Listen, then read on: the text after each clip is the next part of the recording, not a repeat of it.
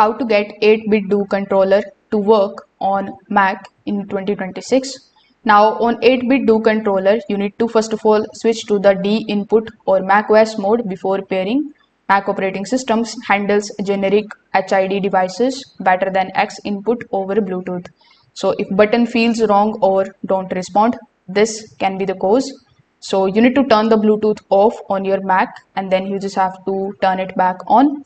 Then simply pull the controller in the pairing mode and connect from the system settings and Bluetooth. Avoid reconnecting from the old devices. Just fresh pairing is going to prevent the profile conflicts. Now you just have to go to the system settings and here look for the option of game control, then test the input. You should see the button presses and stick movement in the real time. If nothing registers, the controller is connected but not recognized properly.